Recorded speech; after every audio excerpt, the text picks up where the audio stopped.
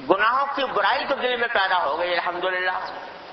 جب دین کی کچھ معلومات حاصل کی، فلاں چیز گناہ ہے، فلاں چیز ناجائز ہے، تو اس کی کچھ برائی دل میں الحمدللہ پیدا ہو گئی کہ بھئی یہ اچھی بات نہیں ہے. لیکن گناہوں کے تقاضے دل میں پیدا ہوتے ہیں، خیالات، گناہوں کے خیالات آتے رہتے ہیں، یہاں تک کہ اللہ بچائے برے برے فحش قسم کے خیالات بھی دل میں آ جاتے ہیں، اور اس سے طبعی طور پر نفرت نہیں معلوم ہوتی. گناہ سے طبعی طور پر نفرت معلوم نہیں ہوتی، عقلی طور پر اتنا سمجھتے ہیں کہ ناجائز ہے، برا ہے، لیکن دل کا میلان، دل کی خواہش اور دل میں اس گناہ کا تقاضا دل میں پیدا ہوتا ہے. بہت سے لوگ مجھے لکھتے بھی ہیں کہ یہ سب کچھ ہم کر رہے ہیں، لیکن یہ کہ ہمارے دلوں میں گناہ کے تقاضے آتے ہیں، برے برے خیالات آتے ہیں، یہاں تک کہ فحش خیالات بھی آتے رہتے ہیں. کس طرح ان سے نجات ملے؟ اس کے نتیجے میں بھی انسان کو مایوسی پیدا ہونے لگتی کہ مجھ سے تو گناہ چھوٹنے والے نہیں. تو حضرت نے اس ارشاد میں جو میں نے ابھی آپ کے سامنے پڑھا ہے، ہم جیسے لوگوں کے لیے راہ عمل بتائی کہ دیکھو اللہ تبارک و تعالی نے ہر کسی بھی انسان کو اس کی طاقت سے زیادہ کا مکلف نہیں کیا. لا یکلف اللہ نفسا الا وسعها. اللہ تبارک و تعالی کسی بھی انسان کو کسی ایسی بات کا حکم نہیں دیتے جو اس کی طاقت سے باہر ہو، استطاعت سے باہر ہو. اللہ تبارک و تعالیٰ نے یہ ایک جگہ نہیں، قرآن کریم میں کئی کئی جگہ اس جملے کو دہرایا ہے کہ لا یکلف اللہ نفسا الا وسعها. اب جو خیالات غیر اختیاری طور پر دل میں آتے ہیں، اپنے اختیار سے میں نہیں لایا، خود بخود دل میں آ گئے، تو وہ اللہ تبارک و تعالیٰ اس کے اوپر گرفت نہیں فرماتے. اللہ تعالیٰ کے ہاں وہ گناہ میں شمار نہیں ہوتے. جب گناہ نہیں اور غیر اختیاری طور پر آ رہے ہیں تو ان غیر اختیاری خیالات کی وجہ سے زیادہ پریشان بھی نہیں ہونا چاہیے، اور ان کا علاج بھی یہی ہے. خیالات جو آ رہے ہیں ان کا علاج یہ ہے کہ ان کو کوئی اہمیت ہی نہ دو، ان کی وجہ سے غمگین بھی نہ ہو، ان کی وجہ سے پریشان بھی نہ ہو، اور دل میں ان کو اس کی وجہ سے کوئی بہت زیادہ تشویش بھی پیدا نہ کرو. ایسا کرو جیسے غیر اہم چیز ہے، اس کی طرف التفات ہی نہ کرو، اس سے پریشان نہ ہو. کام کیے جاؤ، جو کام کرنے کا ہے وہ کیے جاؤ، اور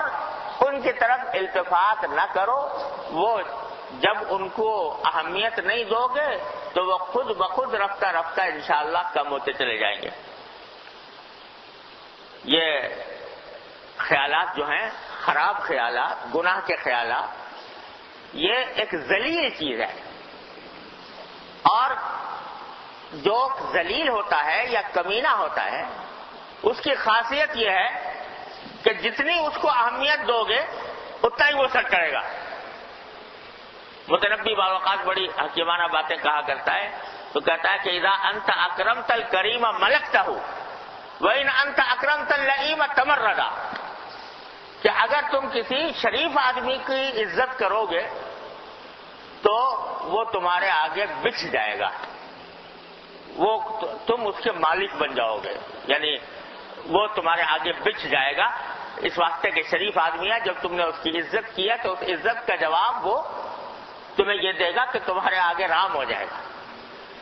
اور اگر تم نے کسی کمینے کی کا اکرام کیا،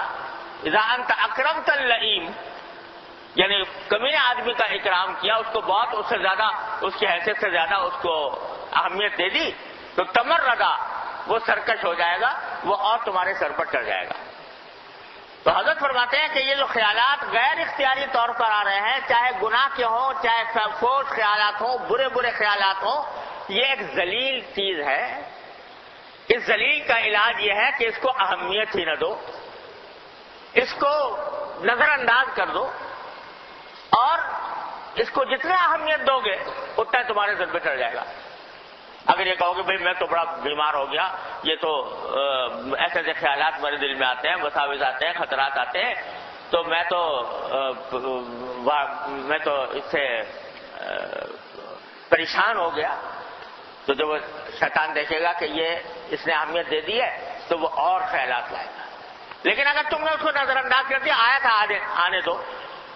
ہمیں پرواہ نہیں, ہم تو اپنا کام صحیح کریں گے, تو اس کے نتیجے میں یہ رفتہ رفتہ خود بخود چلے جائیں گے. لہذا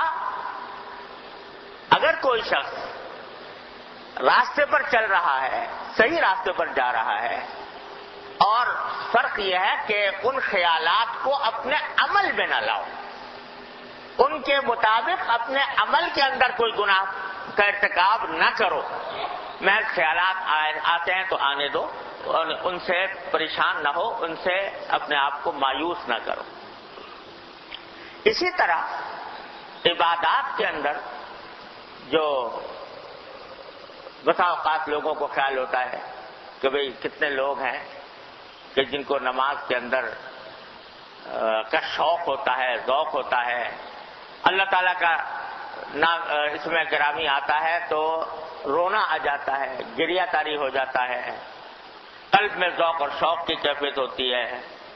تو وہ ہمیں حاصل نہیں ہوتی. سال ہو گیا نماز پڑھتے ہوئے, سال ہو گیا اللہ تعالیٰ کا کلام پڑھتے ہوئے, سال ہو گیا اللہ تعالیٰ کا ذکر کرتے ہوئے, کبھی آج تک رونا نہ آیا, کبھی گریہ طاری نہیں ہوا. تو اس کی وجہ سے یہ سمجھتے ہیں کہ یہ ہماری جو عبادتیں ہیں یہ معاذ اللہ یہ بیکار ہو رہی ہیں, اس کو زیادہ اہمیت دے دیتے ہیں, اس کی وجہ سے پریشان ہونے لگتے. یہاں تک کہ خاص طور سے ان لوگوں کو یہ بات بہت زیادہ پیش آتی ہے کہ جو حج کو گئے یا عمرے کو گئے بیت اللہ شریف, اب وہاں پہنچنے کے بعد لوگوں کے اندر یہ بات مشہور ہے کہ جب آدمی پہلی بار بیت اللہ شریف کو دیکھتا ہے تو اس کے اوپر گریہ طاری ہو جاتا ہے, رونا آ جاتا ہے. ہوتا بھی ہے ایسا بعض اوقات کہ گریہ طاری ہو جاتا ہے. اب کوئی گیا اس کو گریہ طاری نہیں ہوا, رونا نہ آیا, دل کے اندر کوئی ابال پیدا نہ ہوا, کوئی جوش پیدا نہیں ہوا, ایسا لگتا ہے جیسے دل پتھر ہو گیا. لیکن اس دل پتھر ہونے کے باوجود اگر تم نے طواف بھی کر لیا, آداب اور شرائط کے مطابق, صحیح بھی کر لی آداب اور شرائط کے مطابق, کر تو لی, لیکن بعد میں دل میں دکھ ہو رہا ہے کہ بھئی یہ سب کام تو ہم نے کر لیے, لیکن نہ کوئی ذوق ہے, نہ کوئی شوق ہے, نہ کوئی ابال ہے, نہ کوئی جوش ہے, یہ تو ایسے یہ خانہ پوری ہو گئی, اور جو اس کا اندر جو لطف آنا تھا, اس میں جو کیفیت پیدا ہونی تھی وہ ہمیں حاصل نہ ہو پائی. تو لوگ بڑے پریشان ہوتے, اس میں بڑے پریشان ہوتے, اور خود میرے ساتھ گزر چکی ہے یہ کیفیت. تو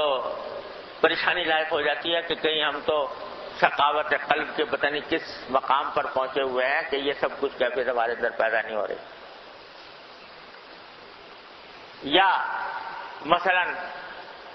ابھی سیلاب کی مصیبت آئی ہوئی ہے لوگوں کے اوپر, لوگ بے سر و سامان ہو گئے ہیں, خانہ برباد ہو گئے ہیں. بہت سے لوگ ہیں جو اس مصیبت کا تصور کر کے ان کو رونا آ جاتا ہے, دل میں بے چینی پیدا ہوتی ہے, کھانا حرام ہو جاتا ہے, نیند حرام ہو جاتی ہے. جو ہمارے بھائی بہت سارے ایسے ہیں کہ جو کھلے آسمان کے تلے نیچے زندگی گزار رہے اور نہ ان کو کھانے کو میسر ہے نہ پانی کو میسر ہے, اس کے تصور سے ایک قلب میں اضطراب, بے چینی پیدا ہو رہی ہے, رونا آ رہا ہے, نیند نہیں آ رہی. اس حد تک بھی لوگ پہنچے ہوئے ہوتے. اور ایسے بھی ہیں کہ غم تو ہوا, صدمہ بھی ہوا, لیکن نہ رونا آیا, نہ نیند اڑی, نہ کھانے کے اندر کوئی بلمزگی پیدا ہوئی. البتہ جتنی توفیق ہوئی ان کی امداد کے لیے جو کچھ کام کرنا تھا وہ کرنے کی توفیق ہو گئی. تو بھائی یہ اس کی وجہ سے پریشانی ہوتی ہے کہ بھائی دیکھو وہ کتنے خوش نصیب ہیں کہ ان کے اوپر اس مصیبت کا اتنا اثر ہے کہ اس طرح پیدا کر دیا اس نے, اور ہم ہیں کہ ہم تنگ دل ہیں اور ہمارے دل پر کوئی اثر بھی نہیں ہو رہا. تو حضرت فرماتے ہیں کہ دیکھو بھائی یہ سب کیفیات جو دل میں آتی ہیں, کبھی اضطراب, کبھی جوش, کبھی ابال, کبھی بے چینی, کبھی نیند نہ آنا, کبھی کھانے اڑ جانا, یہ ساری کیفیات غیر اختیاری ہیں. اس میں تمہارے اختیار کو دخل نہیں. ہاں اپنے اختیار سے یہ ہے کہ جو کچھ تمہارے بس میں ہے امداد کرنا وہ کر دو, تو وہ کر دو گے تو بس الحمدللہ مقصود حاصل ہے. پھر چاہے یہ کیفیات پیدا نہ ہو, یہ ذوق شوق نہ ہو, یہ جوش اور ابال نہ ہو.